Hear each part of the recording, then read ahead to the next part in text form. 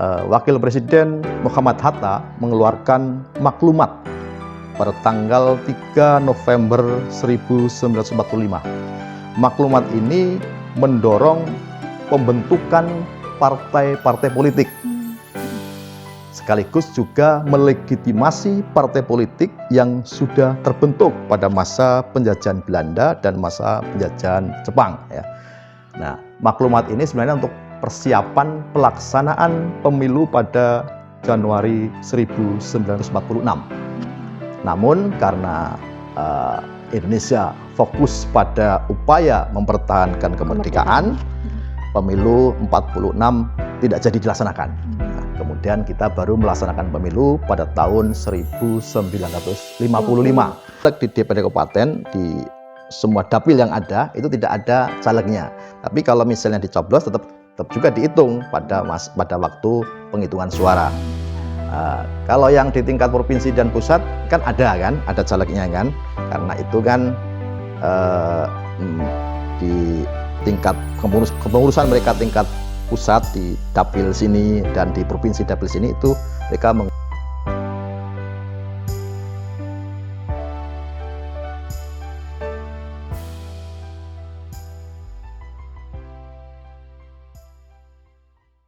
Assalamualaikum warahmatullahi wabarakatuh.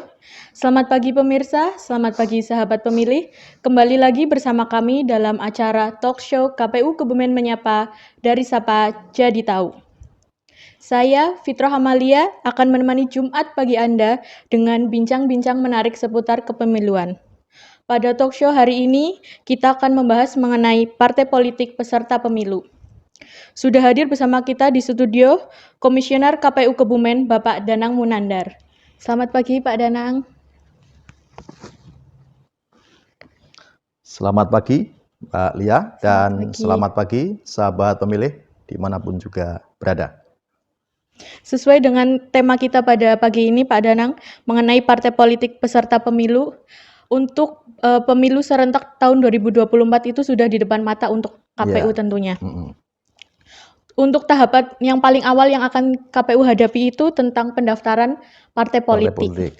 Untuk itu, agar semua sahabat pemilih di rumah tahu, partai politik itu apa sih, Pak Danang? Oh ya, jadi benar tadi yang disampaikan oleh Mbak Lia bahwa memang nanti ada pendaftaran peserta pemilu.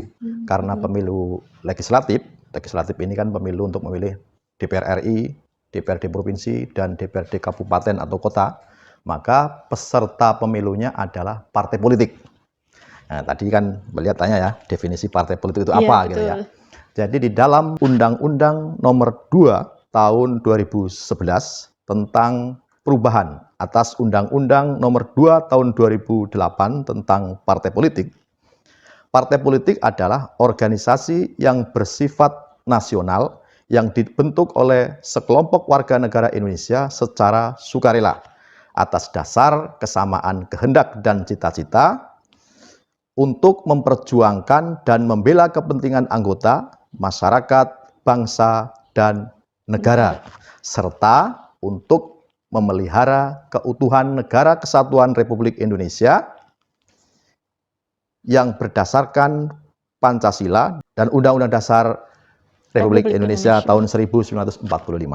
Jadi itu definisi partai politik berdasarkan undang-undang.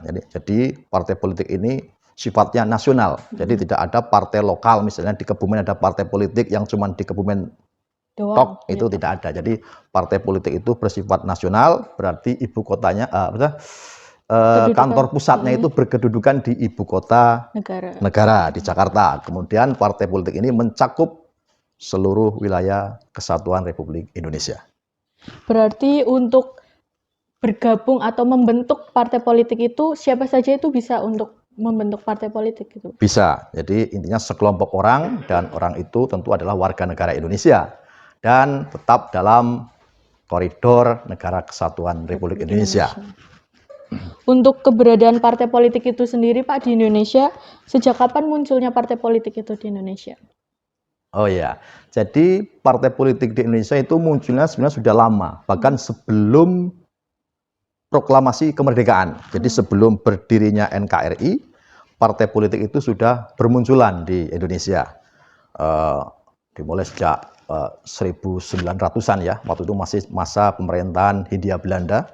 Kaum terpelajar sudah mulai mendirikan organisasi yang bersifat politik atau bahkan partai politik. Iya. Misalnya muncul Indische Party yang didirikan dan dipimpin oleh 3 serangga ya. Ada Suwardi Suryaningrat, Dr. Cipto Mangunkusumo, kemudian ada Dr. Setiabudi.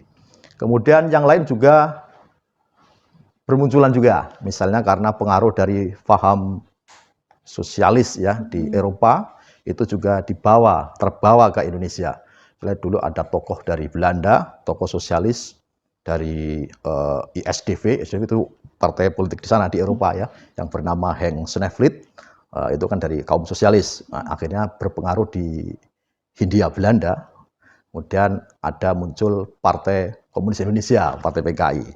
Kemudian juga pada tahun 27 misalnya kayak Bung Karno mendirikan Partai Nasional Indonesia. Kemudian yang lain juga ada Partai Indonesia Raya, Parindra. Jadi mulai bermunculan. Bahkan setelah Sumpah Pemuda itu ramai ya, kaum terpelajar kita, kaum muda kita mendirikan partai politik. Apalagi kemudian pemerintah Hindia Belanda mendirikan suatu lembaga yang namanya Volksraad ya. Kalau bahasa Indonesia itu Dewan Rakyat ya. Kalau sekarang mungkin ya semacam DPR mungkin ya. Jadi Volksraad ini kan isinya itu kan beberapa di antara itu kan banyak dari tokoh-tokoh Indonesia, yaitu dari aktivis-aktivis partai politik. Kebetulan partai politik itu kan ada yang berhaluan kooperatif, ada yang non kooperatif. Bagi mereka yang kooperatif, mereka bersedia masuk menjadi anggota Volksraad. Kalau yang non kooperatif mereka menolak ya. Mereka rame-rame mendirikan partai politik dan masuk kepada Volksraad atau Dewan Rakyat pada masa Hindia Belanda. Kemudian kita kan memproklamasikan kemerdekaan ya. 17 Agustus 45 kan Bung Karno dan Bung Hatta mengeluarkan proklamasi. Kemudian setelah itu, setelah proklamasi, Wakil Presiden Muhammad Hatta mengeluarkan maklumat pada tanggal 3 November 1945. Maklumat ini mendorong pembentukan partai-partai politik. Sekaligus juga melegitimasi partai politik yang sudah terbentuk pada masa penjajahan Belanda dan masa penjajahan Jepang ya. Nah, maklumat ini sebenarnya untuk persiapan pelaksanaan pemilu pada Januari 1946. Namun karena Indonesia fokus pada upaya mempertahankan kemerdekaan, pemilu 46 tidak jadi dilaksanakan. Nah, kemudian kita baru melaksanakan pemilu pada tahun 1955 yang diikuti oleh multipartai. Multipartai itu diikuti oleh banyak partai ya.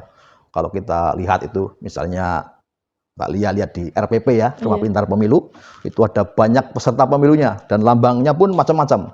Ada yang lambangnya setrika, ada yang lambangnya canting untuk ini apa?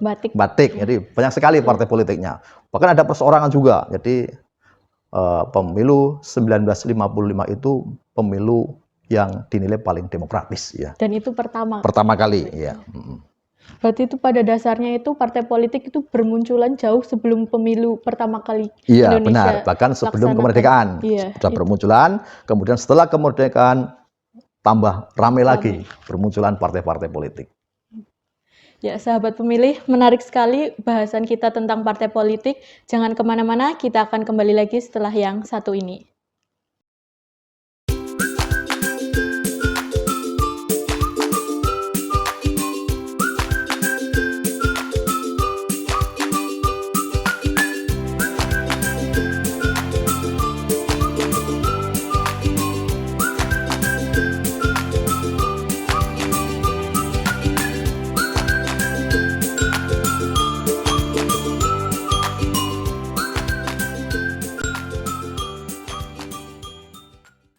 Kembali lagi dalam acara Talkshow KPU Kebumen Menyapa dari Sapa Jadi Tahu. Membahas mengenai partai politik ini sangat menarik menurut saya Pak Danang. Untuk di Indonesia sendiri itu pemilu itu sudah berapa kali dilaksanakan Pak Danang? Pemilu, ya tadi kan yang pertama pemilu 1995 ya. Iya. Setelah itu kita pemilu lagi tahun 1971. Kemudian 77. Kemudian 82. kemudian 87, setelah 87 tambah 5 lagi berapa? 92, 92, kemudian 97, kemudian 98 kan reformasi, Iya. langsung pemilu dipercepat tahun 99, 2004, 2009, 2014, 2019, Dan selanjutnya dan 2024. Berarti sudah berapa kali itu? Sudah 12 kali ya. Iya. Itu untuk partisipasi partai politik sebagai peserta pemilu itu apakah dari tahun ke tahun itu selalu sama atau Dari bagaimana? pemilu ke pemilu. Iya. Tentunya berbeda-beda ya, tergantung warna politik, juga iklim politik waktu itu, waktu pelaksanaan pemilu. Misalnya kayak tadi itu ya, pemilu 1955, itu kan diikuti oleh banyak partai politik atau multi partai, banyak sekali. Walaupun kemudian ketika hasil pemilu itu yang memperoleh suara cukup signifikan itu ada 4 ya, 4 besar partai politik, PNI, Masyumi, kemudian NU dan PKI ya, itu mengerucut menjadi 4. Dan pemilu 55 itu kan pemilu untuk memilih DPR dan juga Dewan Konstituante. Nah, setelah itu cukup lama kita nggak pemilu. Jadi pada masa pemerintahan Orde Lama ya, kalau kita menyebutnya, itu hanya laksanakan 1 kali pemilu 1955. Kemudian pemilu lagi itu kan pemilu di awal Orde Baru, pemilu 1971, itu diikuti oleh 10 partai politik. Jadi partai politik ini, partai politik yang dulu juga pernah ikut pemilu 55, dan ada juga peserta yang baru muncul di tahun 71. Jadi cuma 10 partai politik. Kemudian pada pemilu 77 itu diikuti hanya 3 peserta pemilu, karena pada tahun 1973 pemerintah melakukan fusi partai politik. Fusi itu penggabungan dan penyederhanaan partai politik. Jadi partai politik yang banyak itu, nah kalau bahasa perusahaannya kayak gitu mungkin ya, yang banyak itu menjadi 3, fusi 3 menjadi 3 peserta pemilu ya. Kemudian pemilu setelahnya itu juga selalu diikuti hanya 3 peserta pemilu sampai dengan pemilu 97. Itu muncul partai baru lagi. Enggak, 97 itu masih 3 peserta pemilu. Baru setelah itu kan ada reformasi ya, tahun 98, dan kemudian kita menyelenggarakan pemilu pada tahun 99 itu diikuti juga oleh banyak partai politik. Karena euforia masyarakat ya, euforia reformasi, beberapa kelompok, beberapa kalangan itu rame-rame mendirikan partai politik. Nah, jadi multi partai ya. Kalau kita lihat di data di RPP kan ada banyak kan, ada berapa? Lihat tahu nggak? Coba dihitung. Ada banyak itu benar. Jadi ada 48 ya. 48 partai politik peserta pemilu pada pemilu 99. Kemudian berikutnya pemilu selanjutnya 2004, itu banyak partai tapi lebih sedikit lagi, tergantung hasil dari verifikasi partai politik dan hasil peserta pemilu yang ditetapkan oleh KPU. Gitu. Nah, dari peserta partai politik itu yang mengikuti pemilu itu Pak, kan yang dari pertama tahun 1955 itu banyak partai, kemudian pemilu selanjutnya itu 3, selanjutnya lagi masih 3, dan di tahun 1999 itu ada 48 itu. Itu untuk partai politik sendiri, apakah sebagai partai politik itu otomatis menjadi peserta pemilu atau bagaimana Pak? Jadi tidak ya. Jadi partai politik yang sudah didirikan oleh seseorang atau sekelompok orang itu tidak otomatis ikut peserta pemilu, tapi nanti partai politik ini akan diverifikasi oleh KPU. Jadi, berarti ada tahapan tidak langsung jadi sebagai partai peserta politik sebagaimana definisinya yang di dalam Undang-Undang Nomor 2 Tahun 2011 tadi, itu nanti kan berdiri sebagai partai politik dan didaftarkan di Kementerian Hukum dan HAM agar menjadi badan hukum sebagai partai politik. Nah, setelah didaftarkan di Kementerian Hukum dan HAM, untuk menjadi partai politik peserta pemilu, partai politik harus mendaftarkan diri ke KPU. Dalam hal ini KPU RI ya, daftarkan partai politik, kemudian diterima pendaftarannya, dan setelah itu dicek kelengkapannya atau diverifikasi oleh KPU. Verifikasi ini ada 2 verifikasi. Yang pertama adalah verifikasi administratif dan kemudian dilanjutkan dengan verifikasi faktual. Ya. Jadi verifikasi partai politik A misalnya mendaftar di KPU, kemudian KPU melakukan verifikasi administratif dulu. Jadi dicek kelengkapannya sesuai dengan syarat-syarat di dalam undang-undang tentang parpol tadi. Tentang partai politik. Kemudian juga verifikasi itu melibatkan KPU provinsi, KPU kabupaten atau kota. Karena partai politik itu bersifat nasional. Karena bersifat nasional, dalam persyaratannya partai politik itu harus mempunyai kepengurusan di semua provinsi yang ada. Dan di setiap provinsi harus mempunyai kepengurusan di 75% jumlah kabupaten kota. Nah, itu harus diverifikasi, dicek berkas-berkasnya. Selain itu juga dicek benar tidaknya. Nah, itu dengan verifikasi faktual, dicek, didatangi kantor partai politiknya di tingkat DPP, didatangi dan ditanyai juga pengurusnya. Iya. Di tingkat DPP, di tingkat pusat, kemudian di tingkat provinsi, juga di tingkat kabupaten kota. Jadi kita KPU kabupaten juga dilibatkan dalam proses verifikasi partai politik tersebut. Kita mengecek ya kepengurusan partai politik, kemudian kantornya, bahkan juga keanggotaannya. Karena syaratnya partai politik itu di tingkat kabupaten harus mempunyai 1.000 anggota atau 1/1000 jumlah penduduk di kabupaten tersebut.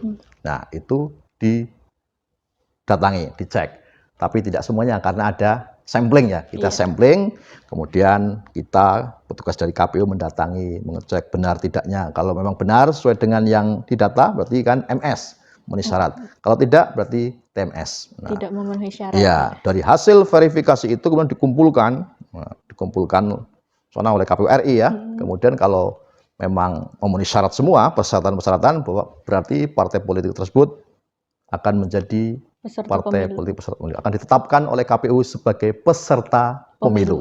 Berarti tahapan untuk partai politik menjadi peserta pemilu itu cukup panjang ya, Mas? Iya, cukup panjang. Karena dia harus mempunyai anggota, harus mempunyai pengurusnya. Dan pengurus ini juga ditekankan memperhatikan sekurang-kurangnya 30% perempuan dalam kepengurusan tersebut. Gitu. Berarti itu verifikasinya kan berarti dari pusat, dari KPU RI, sampai ke tingkat KPU kabupaten. Itu untuk diverifikasi sampai ke keanggotaannya. Iya, keanggotaan. Perorangan berarti. Iya, karena keanggotaan kan di tingkat daerah kan, kabupaten. Nah, itu tugasnya KPU kabupaten untuk memverifikasi sampai anggotanya. Didatangi orang yang tertera dalam anggota partai politik tersebut. Iya. Sahabat pemilih, masih sangat menarik sekali untuk kita membahas tentang partai politik. Jangan kemana-mana, kita akan kembali lagi setelah yang satu ini.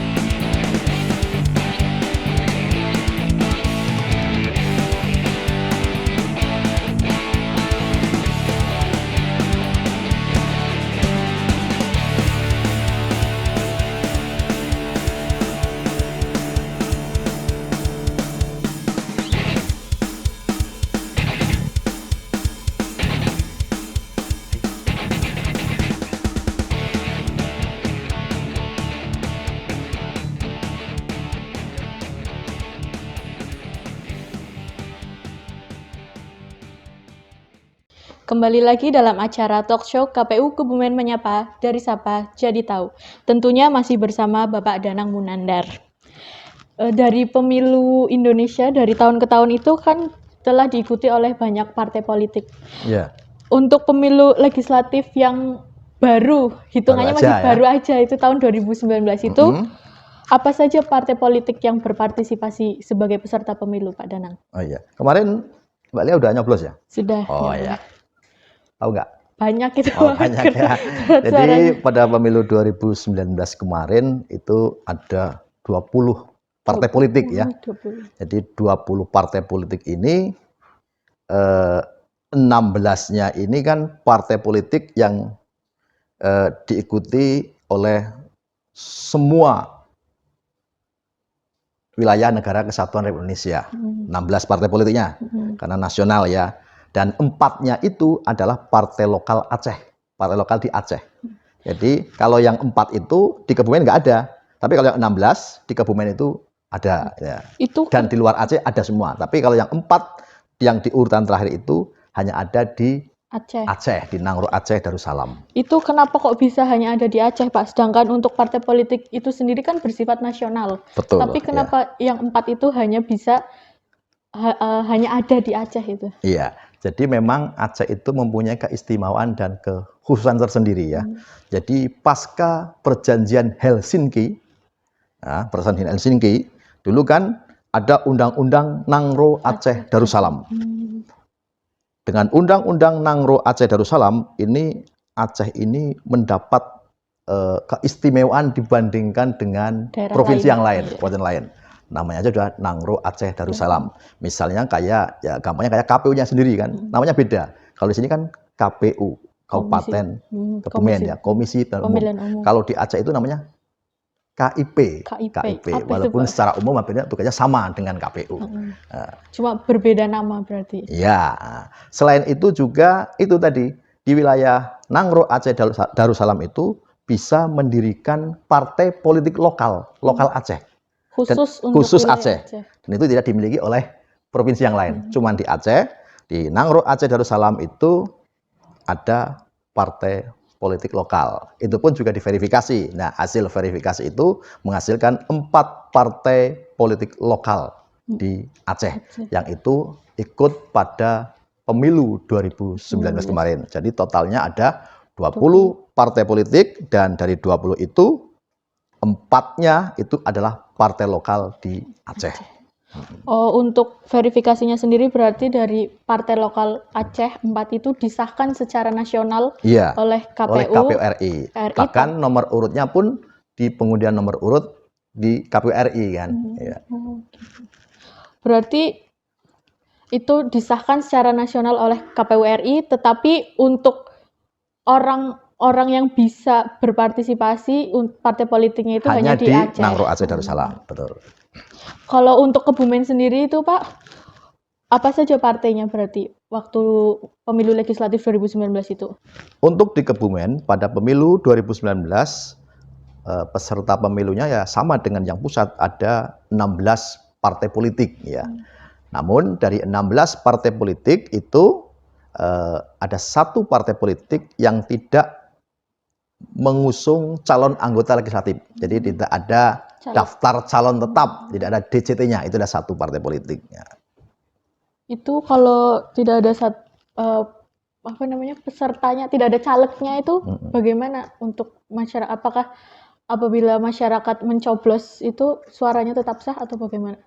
Ya tetap sah karena di surat suara partai politik tersebut tetap ada ya. Cuman pada caleg nama-nama caleg di DPD Kabupaten di semua dapil yang ada itu tidak ada calegnya. Tapi kalau misalnya dicoblos tetap juga dihitung pada waktu penghitungan suara.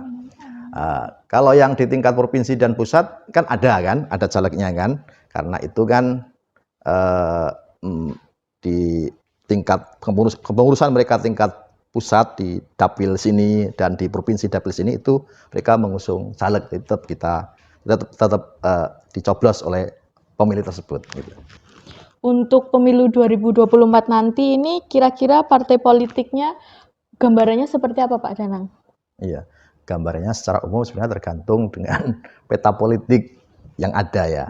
Namun kalau kita melihat pada pemilu 2019 yang lalu, partai politik yang lolos parliamentary threshold atau ambang batas suara di parlemen ya, itu kan kemarin parliamentary threshold-nya kan 4%. Yang lolos PT itu ada 9 partai politik. Yang lolos PT kan berarti sekarang partai politik tersebut mempunyai kursi di DPR RI. Nah, partai politik ini nanti secara otomatis ikut pemilu 2024. Nanti ditambah lagi dengan partai politik baru. Dan juga partai politik lama yang nggak lolos PT, nanti juga kemungkinan ikut lagi. Tapi untuk partai politik itu harus mendaftar dahulu atau yang sudah punya kursi itu sudah otomatis langsung sebagai peserta pemilu? Jadi semua partai politik otomatis mendaftar. Mereka mendaftar dan juga mendaftarkan caleg-calegnya juga kan. Namun untuk verifikasi faktualnya, untuk verifikasinya nanti kan hanya partai politik yang baru.